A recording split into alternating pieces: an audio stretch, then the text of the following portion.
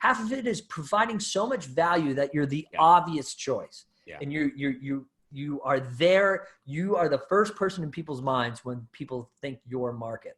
And that's, again, through networking and providing value. But the other huge piece that you can't forget about is doing what you say you're all about. Welcome to the From Within podcast with Ben Osterveld. Hey, Andrew, thanks for jumping on the show. Very nice to have you. It's nice to be face-to-face. I guess I was on your show first, and then you are now on this show. So I'm super happy to have you on the show. Thanks for coming, awesome. man. Dude, that was almost a year ago, wasn't it? Or something like that. I don't know, man. It just goes fast. So I guess I should say this is the From Within podcast. See, break rules?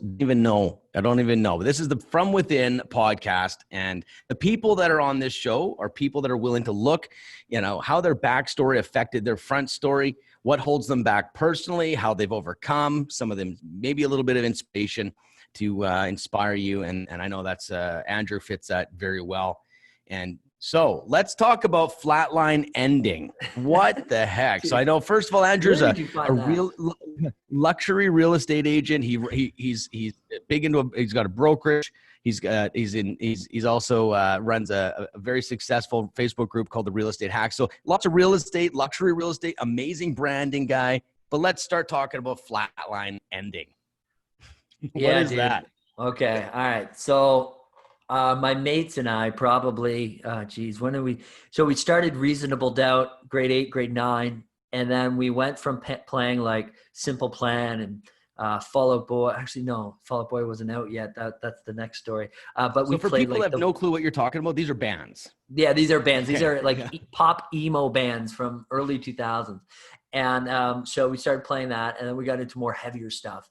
And then so we lost a few members and picked up some new ones, and then we became Flatline Endings. And that whole part of my life was, it elevated us so quickly because we found a really great guitar player, a really good backup vocalist, one of the best drummers in our town. And then I was the singer and screamer. And from there, we went on tour. We opened up for Gob, Grade, Come on, Gob. I love that. Gob, yeah. Gob, I know those. It's so crazy. Yeah, man. And we ended up, I left university my first year to go on tour with these guys. We went to Sudbury, we did everywhere in Ontario. It was just a really fun time. We recorded some albums, and we were even getting looked at with Interscope Records in Chicago. Or Ohio, I can't remember, something with an O. And you know what? Our drummer just couldn't make it work. He was going to school, and he was very focused on his education. So after losing that vital piece of the band, we broke up, and then I went on my solo career. And then where that solo career took me was to a signed deal with Class 21 Records in Toronto. That's crazy, dude. On the radio, we had 2 music videos on Much Music. So it was a really great experience. And then, you know what? I guess I just got a little too old for the industry, I think, and just kind of worked my way out of it. But it was something that I still value to this day. I look back on it, happy where I am now. But man, what a hell of an experience! Crazy, man. So you were in it's a heavy rock band. It breaks up. What did you go sing? Like, how did you do that single? Did you change genres? Yeah. Absolutely. So what was it? What did you do after that? Because obviously you're a rock band, you got no band. So now you can't just scream into a mic. That's not going to work. Yeah. So what happened was I actually got on to my manager at the time. His name is Captain Hooks. And he was like a rap R&B, but more like upbeat pop stuff. And he asked me to be the drummer in his music video. So that's how we met. And from there, I started singing rock vocals on rap, hip hop, EDM, pop music. And then that's how I met more and more people in the industry, doing songs with Harvey Stripes. Almost worked with Carl Wolf, actually. We were so close. And then that was kind of the tear off of when we stopped. But we had a lot of things, a lot of different styles meshed together, and it was so cool. We had tours planned and everything, and then we went out to Vancouver and we recorded with a few of some of the biggest names out there in production. And I worked with a guy who worked with Drake, P. Rain, Akon. So we had a lot of pent up talent behind us, but we just couldn't Yeah. get off the ground to, where we wanted. But again, still a fun experience. That's amazing. I'm loving that we start here. The Yeah, other dude. thing is I just saw you've got how many kids? One up One. until 30 days ago. Now we got two. Beautiful, man. And because I saw you, Two I don't know boys. if you were naked. I don't know if you were naked, but you were sitting there barbecuing on Father's Day. I was like, what the heck? Looking good though. Like you got Well, nice legs, man. Like yeah, real thanks, nice dude. I've legs. got my mom's legs actually. They're nice chicken legs. Your mom's got a Um, lot of hair in her legs, then. so yeah, I mean, I just had to. I like really short shorts when I swim for some reason. It must be You're because that I'm guy. married to an Italian now, so it's my Europeanness coming out. But Nice. and then we just threw on the apron, and it looked like I was naked, so he threw a picture. Yeah. Yeah. I thought that was hilarious. So let's go back, or let's get stuck right in.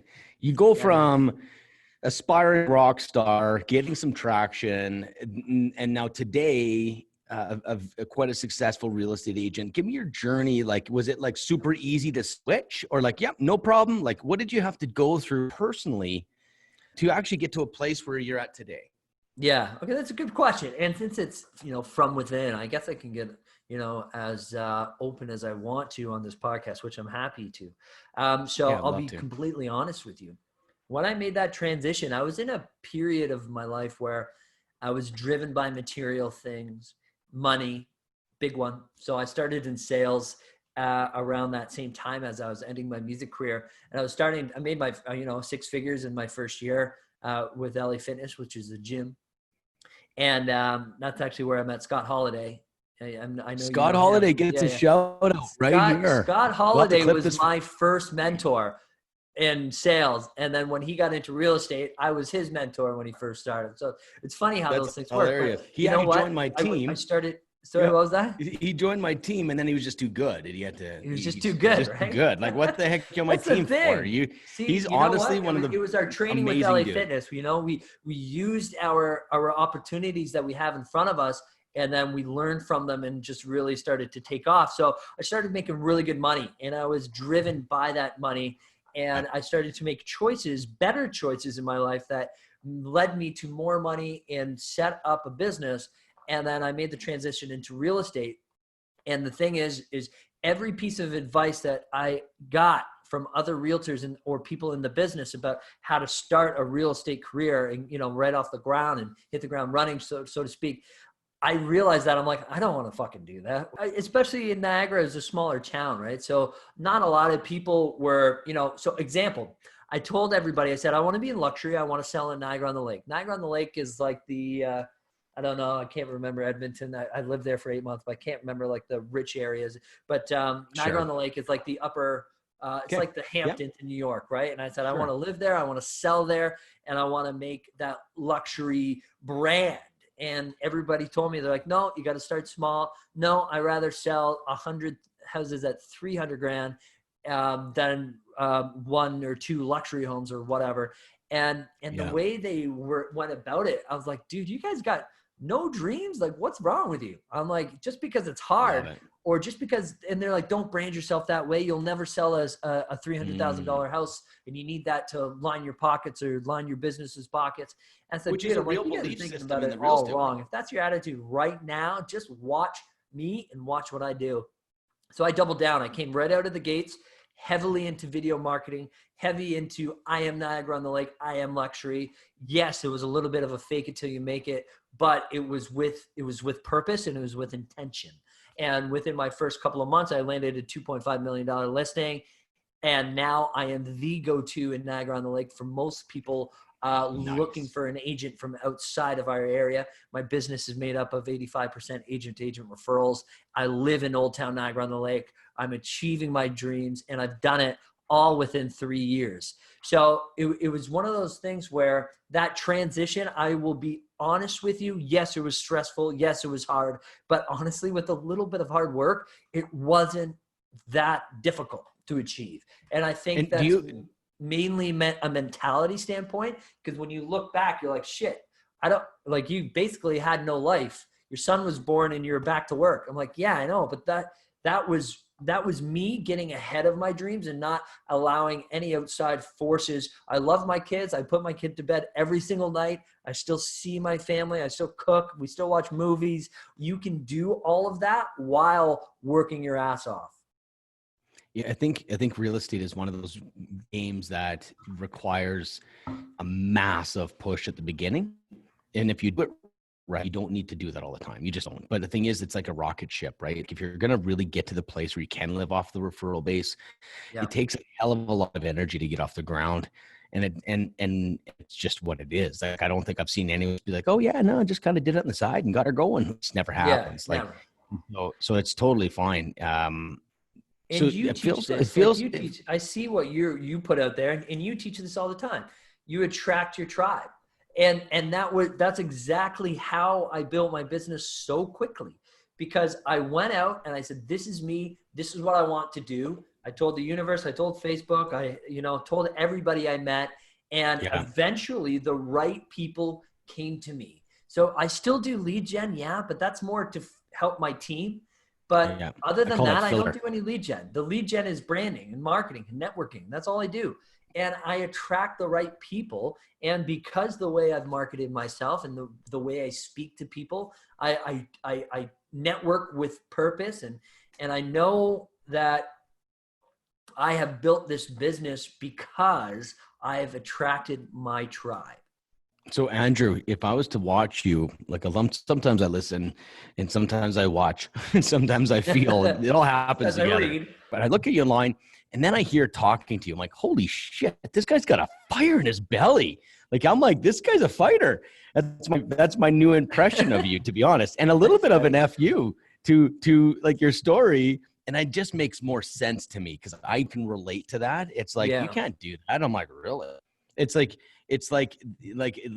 just I've done the whole different path, and I feel like that's maybe why we're connecting, because there's a little bit of the same. I got a good fight in me too, and it feels like you got to fight, but you almost need that because the pressure of everyone telling you what to do, you got to have that ability to be like, look, dude, I'm doing this. Like, and then what happens though, Andrew? You know what's awesome when I hear you and it's not cocky. It's like almost like, because I got a shirt from VIP group that I have, and it says, let my life tell the story. And it's it's a little bit of an FU, because it's like all these people that tell you, you can't do this. It's like, watch this. So when I hear you talk, it's like, so you're like, I am this. I nailed it. I'm 3 years in. I'm like, holy shit. Because once you win on your own, that's your credit. Mm-hmm. And you can own that. You know what I mean? And anyways, I like it. I like you a little bit more now. You know, you're a little bit of a fighter. You got passion in your belly. And it can make sense why you have such good things coming your way, to be honest with you. I love it. Yeah. I just think I've learned that there's the quickest way to point A and point B is a straight line. And without being ignorant, and we talked about that before the show, without being ignorant to the reality around you, just keep your fucking head down and just don't worry about anybody else. Because literally, this is one of those businesses where people, especially that have been in the business, and especially if they've been in a business with good markets, where, they're okay with doing 10 deals a year and telling people, shit advice, because they're doing minimal work. And, I don't mean to rat on anybody at all. I'm just saying the people that are giving off. But here's the 5 names of the real estate agents that I think. No, but like with the people that are giving you the advice are the people that aren't where you want to be. They're so far behind you, they've ruined their dreams and they're fine with where they are, or they don't have any. They're just okay. Where with me, I'm never okay. I'm never satisfied. Once I accomplish a goal, it's always what's next. Or, those wheels have already been in motion before I even accomplished the first goal. Yeah, we're a bit different there, because that sounds extremely tiring to me, because I've chased goals before. There's a point where you're like, there's a point of arrival somewhere, or else you're going to die. But that's a whole nother conversation, I think. But because I know what you mean, man. I struggle with that. I've got a lot of things going on. Like, I got 2 podcasts, multiple coachings. I got an entire real estate team. So I'm definitely, I'm speaking to the choir in a way, right? Like, I know that feeling, but I understand. I could use a vacation. I could, but the cost. I might miss out on some deals. Yeah, but the thing is, the cost once, like, I had that happen to me, right? Like, I grinded. I was like, this is why we can't look at someone and judge them by their so-called success. I remember the day I came home and my wife's like, I'm leaving you. And I'm like, I'm building this for us. Yeah. Like, I did everything and I was crushing on every level. I come home and I'm like, she's like, I'm done chasing you. And she's like, I love you, but I can't live this way. And I was like, so for me, I've got a bit of a Yeah. traumatic experience that really grounds me to go, where's the place where I've won? Like, it's it's endless. Like, unless you're the ruler of the universe, I think that might be the top one. Like, I don't know. Like, that's where I see Trump, right? Like, he goes to the next goal, and I was like, he's the universe running the world. Now, if he doesn't get back in, what's happening? Like, that guy's going to go through some serious, he's already got some mental problems, but he's going to go through some mental breakdown because it's like he hit the top. My mentor actually talked to, he works with the Olympians. Yeah. Because they hit the ultimate peak. And then it's like, now what? So that journey doesn't have to end to like the next goal. The next goal could just be bonus. You know what I mean? Like, anyways, I don't mean to rant.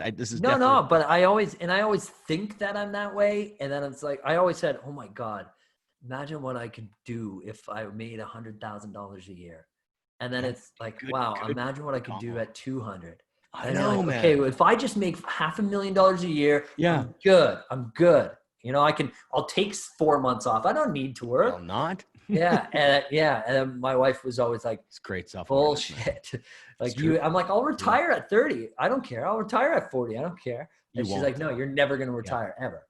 That's what my wife and I've come to terms with that too. Like, you're always going to be doing something, but isn't it crazy? You go back, like, you nailed the point. Such a powerful point. Like, you go back and talk to your 5-year self ago.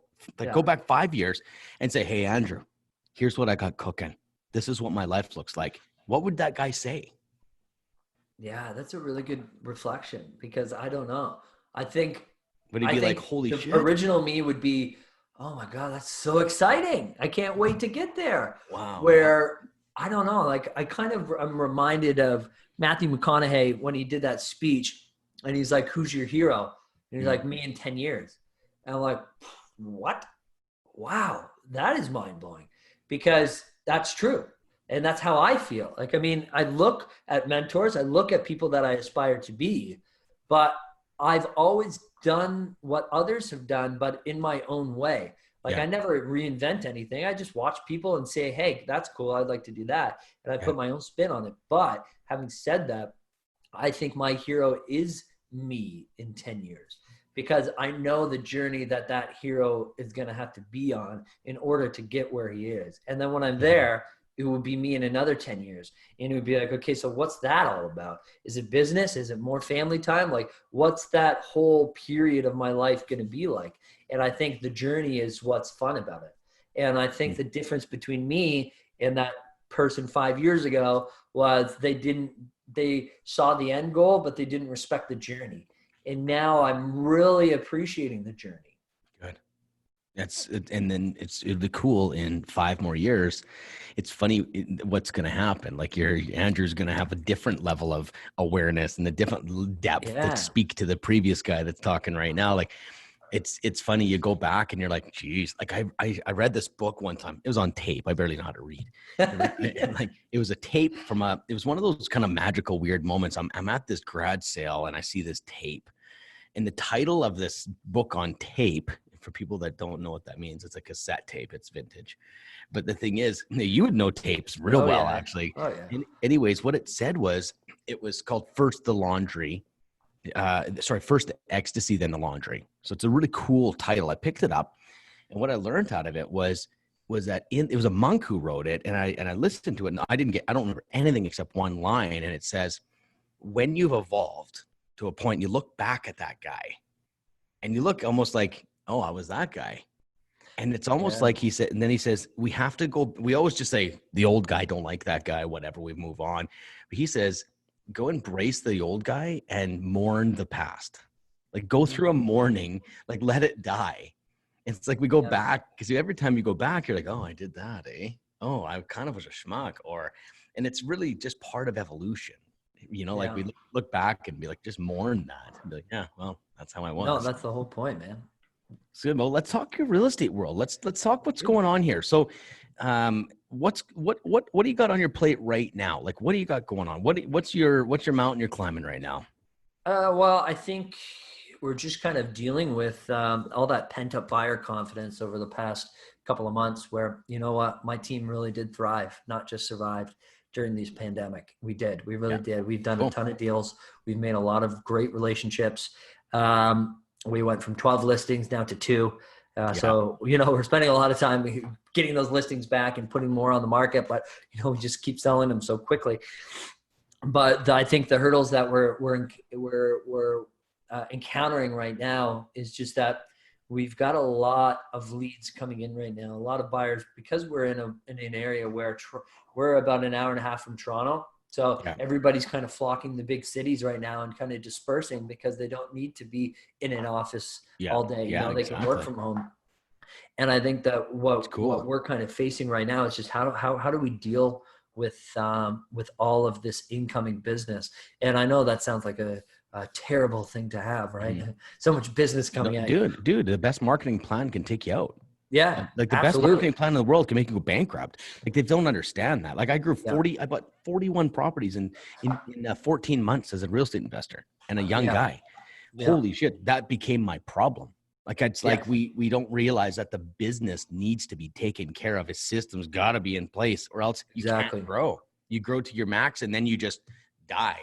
And exactly. So we got it is a real problem. It sounds like I love how we talk because you're like, it sounds so good. I'm like, oh no, let's just really realize that's good, but it's creating a whole nother issue. I get that. Well, yeah, because we thought we could do it with myself and my full-time assistant and we couldn't do it. So we hired, my fear was that we were going to lose leads through the cracks, So what we did is we pivoted, hired 2 other buyer's agents, and then a third one we're working on right now from about 40 minutes north of us, so that we can still handle these leads, handle them effectively without losing and handle more leads, but without losing our service and what the finance team is all about. Better to do less with high service all day.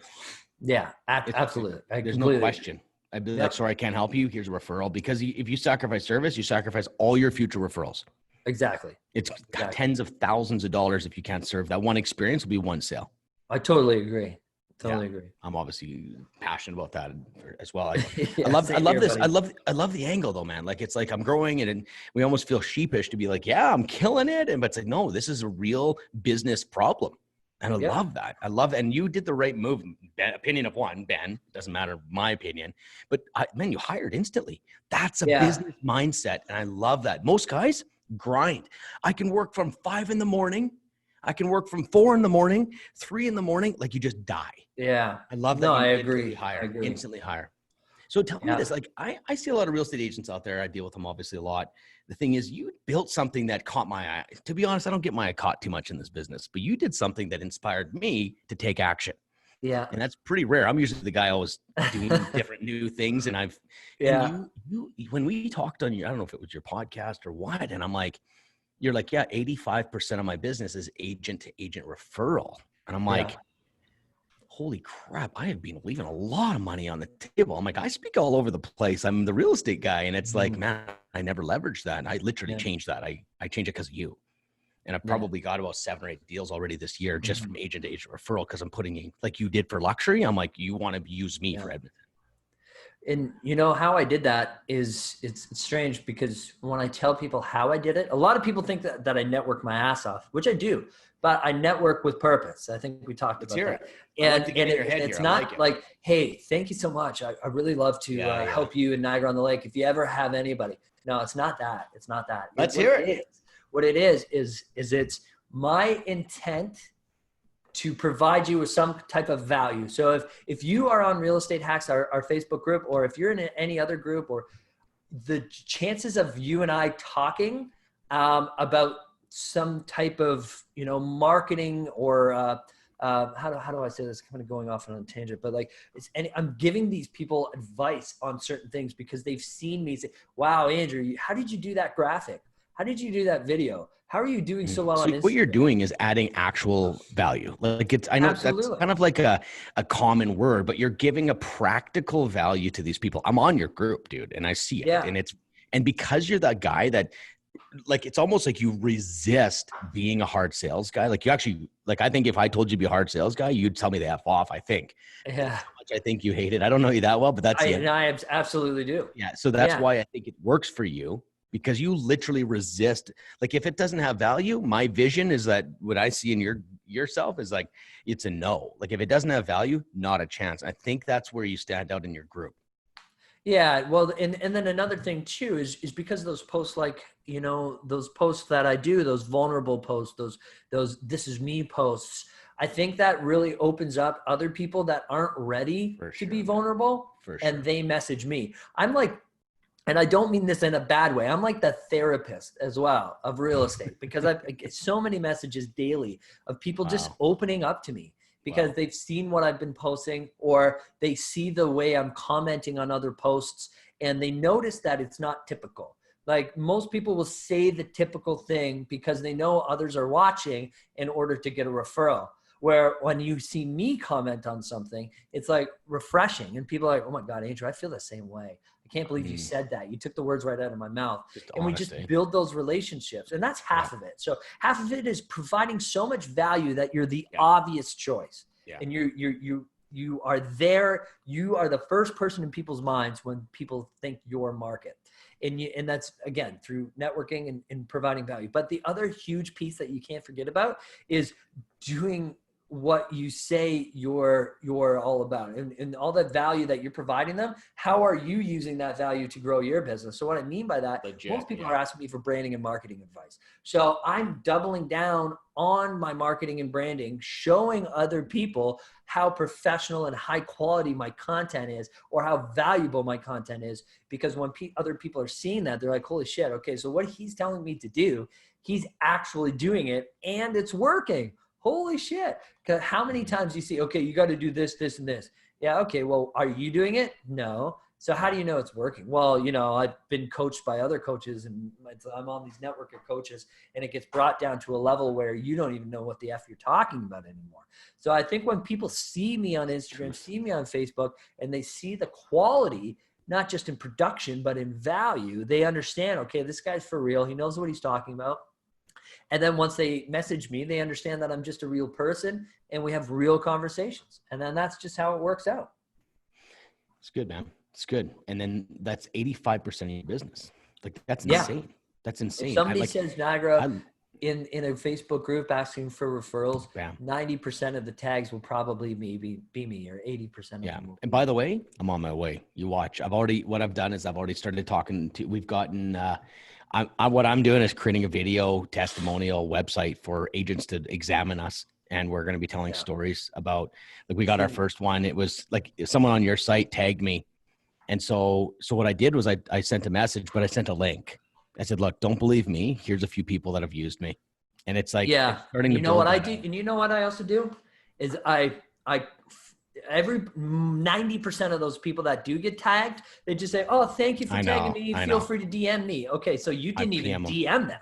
All right. So you need to be the one reaching out to them. So you know 100%. What I do? I don't want to give all of my secrets away. I mean, no, I know this is me too. I'm sitting here going, although it should be a no effing brainer. Like, this should be a no brainer. But you know what I do? I track down their number. I track down their email. I track down their brokerage. So I've sent them a DM. I've sent them a text. I've called them, and I sent them an email.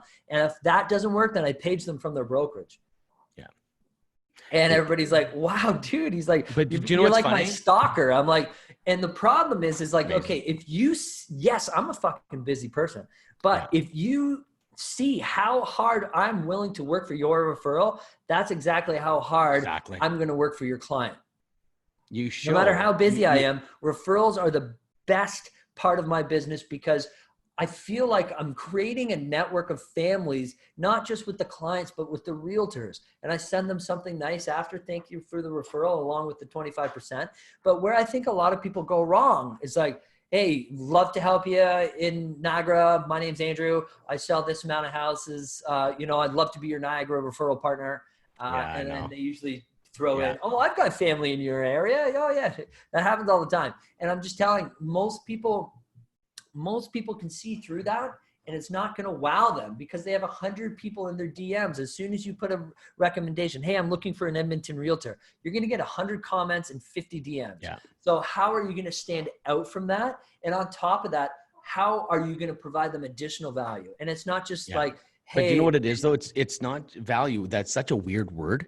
And it's interpreted 50 ways. Watch this. If it's an emotional reaction, that's when you know you've hit it. For example, like what you're saying is like, we're just twins here on this stuff because I'm like, it's so freaking obvious. Like everyone's like, I'll put up my hand. Yeah. Okay, great. Like that's your effort. Well, this is going to be really easy. It's almost like I'm playing hockey. I'm a tier 1 player playing with the kids. I'm like, I know it sounds bad, but I'm like, when I came into the business, I was like, holy crap, this is gonna be real easy. I'm like, I don't want to bother it. No, that's kind of your job. You're in sales. So here's one time I did we got tagged. We get tagged a lot on groups locally, like Park, Astrath, Kona. And the thing is, we usually get about 70 to 80% of the people that tag us. And there's hundreds of tags, but we get most of them. So in Astrath, Kona, it's a smaller community, maybe 100,000 people or whatever, probably like Niagara a little bit. But here's the thing, you can find out where they work. Yeah. We drop off. It's like, hey, you tagged us on Facebook, or they'll maybe say, hey, what's your address? So we can get that. It's a thank you card and a gift card within the same day. It's like same day. Why not? Yes. Imagine like this, Facebook, thousands of people tagged. And it's like, Team Osterveld. Oh, hey, you might know someone tagged us on Facebook. I know you. I looked at your site and I noticed you work at the Staples. So I just thought I'd drop something by. I was heading there anyways, so it's not weird. Yeah. And it's like they're like, and guess what happens if your brand? If you can think about the brand being the conversation behind your back, it makes all of this behavior go into line. Because if you're thinking your brand is you in a nice shirt, that's not enough. The brand, that's your picture. Your brand is the conversation happening. So if I watch this, some guy just dropped off a love note or something for you, because I make sure it's in a little square thing, looks like a little love note, says Julie on it. So I call it love notes. And then what happens is they're like, oh my goodness, he's an agent. He's a guy off Facebook. And the whole store and the whole work is saying, this guy, this is crazy. I've never seen anyone do this. That's what we're going for, right? Yeah, I totally agree. But the problem is that a lot of people don't do that with other agents. Agents are just as important. I think I got to up my game, man. You got me today, man. Like you've pushed it farther than I did. And I'm the guy. I'm always like, I'll go farther. And I'm like, oh, dude, you just stepped it up. I'm sitting here with my eyes open going, this is a whole new world for me, man. And you know what? The whole thing is it's just me being overly thankful for even being considered. And I think that's where people, especially in real estate, their ego gets to them and they're like, well, okay, in my market, I'm in the top 10 of all agents. My value. Okay. So how should you react to somebody tagging you? Is that, okay, thanks, appreciate it? Or is it, oh my God, wow, thank you so much. You're recognizing my value and you're recognizing how, how good a realtor I am. And, I want to thank you for that. And here's $5 at Starbucks. You know what I mean? Yeah. And it gets fun. This is how the business is fun. It's a grind of a business, man. It is a brutal business on one level, but if you can add extreme thoughtfulness to it, it's fun. I totally agree, buddy. This is great, man. Well, we got about 7 minutes left before we go down and we shut her down, and you go on your race car of life. So you've got lots cooking. So let me ask you something. One thing you would change about the real estate industry, magic wand, what would it be? Man, I think the biggest thing, and I think about this all the time actually, but I think the one thing I would change is that there's way too many agents out there that are losing opportunities because of their either ego or the old way of doing things. Yeah. You need to check your ego at the front door and just be open to the opportunities that are available to you. So I put a post on Instagram that said, successful people ask the right questions. And the whole point behind that is that successful people ask for help. They ask for opportunity. That's a business And mindset. if I could just change one thing, it's like, check your ego at the door, smile at me as you're walking through it, and just open yourself up and ask for support. And anything you need will come to you, because this industry is filled with some really amazing people that are willing to provide you with those opportunities. It's a deeper problem. Ask anybody to ask for help. It's not an industry issue. Go ask anybody. I agree. I agree. I did a speaking gig in Vancouver here just recently before COVID hit. And I asked everyone, I said, how many people here right now are willing to ask for help? Like, or how many people struggle with asking for help? We're talking like 90% of the people that raised their hands. Yeah. I said, well, you have just put a cap on how high you can grow. I said, you need like, how many people have an assistant? Well, no one.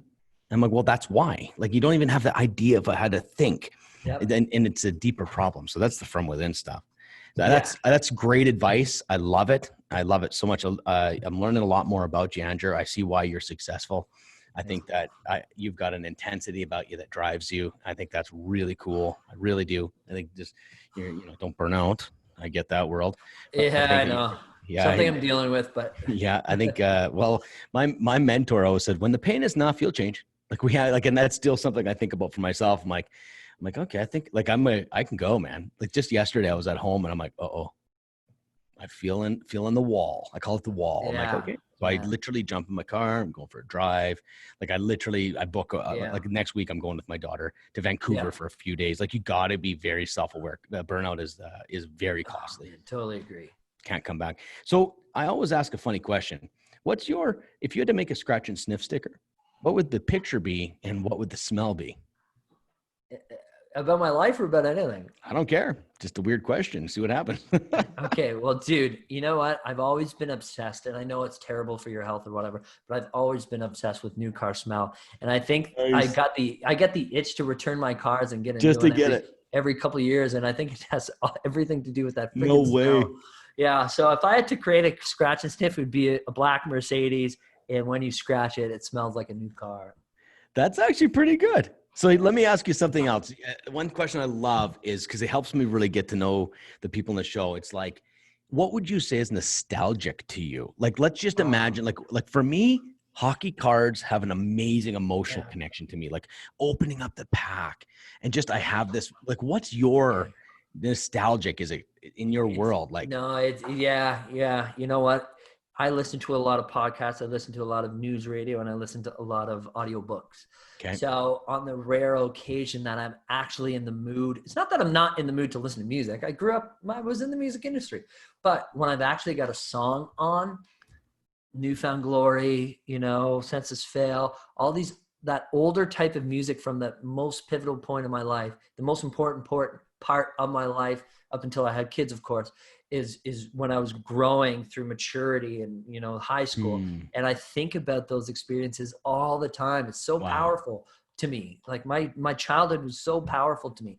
And every time I hear a song, I'm like, oh, dude, that brings me back. So it's a song. It's a song. It's music. And it's an era of your life. Like, what would be like a 19, what? Like, you know what I mean? How old are you anyways, Andrew? 33 this year, 1987. 1987. Cool, man. You're old as my brother. Nice. Why do we do those things, eh? Like, oh, you're old as my brother. Completely useless information. Like, it's one of those, we do those because it's actually. My clients say it all the time. I'm like, oh, I could be your dad. My kids are your age. I'm like, okay, good. The other one is, you look like my third niece or third nephew. It's like, who cares? No, like, I say this and I'm like, why'd I just say that? They don't care. They don't like, you know what I mean? Yeah. Oh, you look like my uncle. Oh, okay. Or when you're like, oh my God, you're a Patriots fan too. They're like, yeah. I'm like, okay, I thought that was going to go a lot better. Yeah. You're like, okay, this is my, one time I'm like, so you into hockey? They're like, no. No. Oh, so like, you can't even give me something like, no, it's baseball. Like, give me a break. Yeah, I know. Oh, okay, good. Yeah. Yeah, that's good. So, well, awesome, man. We're coming to the end. I always like to throw myself, as you know, I'm ridiculously open and real. And that's the way I roll. I feel like it's a filter for some people. And I think it's how I attract my tribe as well. And so I always like to ask, like you just said, good questions. I'm so open to like a question. So I always say at the end of my show, so most of the time I'll be like, hey, do you got a question for me? a challenge or a thought or something that you want to know, I always throw myself into this because it's a little bit selfish because I can learn something from you as well. Yeah. Well, the thing that I've always wondered, and because I noticed you, I don't know, maybe a couple of years ago, I think you was like, you just started putting out like marketing videos, and you were talking, I forget where you are. It was like a sunny day and you had like a gray blazer and a white shirt or something. I can't remember. It's like one of your Yeah. first videos.